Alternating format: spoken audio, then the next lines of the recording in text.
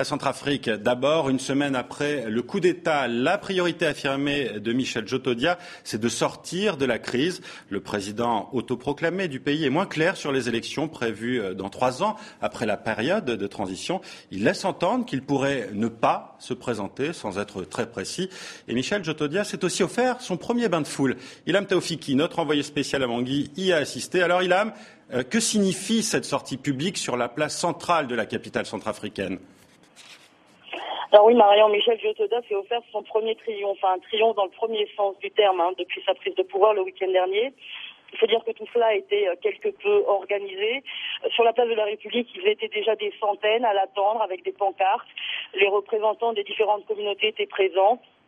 Ils se sont succédés au micro pour chanter des louanges du président autoproclamé de Centrafrique. Rien de très spontané dans tout ça.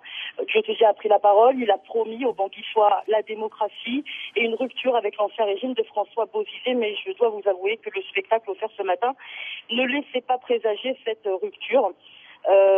Sur la forme, on était dans le culte de la personnalité chère au président déchu Bozizé. Je dois vous dire que un très proche conseiller de Djotodia a tenté de le dissuader de s'adonner à ce genre d'exercice et il semble qu'il a préféré se passer de son conseil. Alors Ilham, on en a parlé il y a quelques instants, Michel Djotodia laisse entendre qu'il pourrait ne pas être candidat à la présidentielle dans 3 ans. Est-ce que les choses sont si claires ? Au regard des images qu'on vient de voir en plus. Exactement, c'est pas aussi clair que ça. Et surtout, si je dois vous raconter un petit peu la façon dont ça s'est passé, ça a commencé par une question à laquelle il ne s'attendait pas.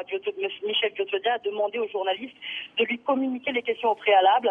Une consoeur lui a demandé s'il allait respecter les accords de Libreville et ne pas se présenter, ce qui n'était pas prévu dans le protocole de questions. Michel Djotodia a paru complètement démuni. Il s'est tourné vers son ministre de la Communication, puis il a bredouillé une réponse.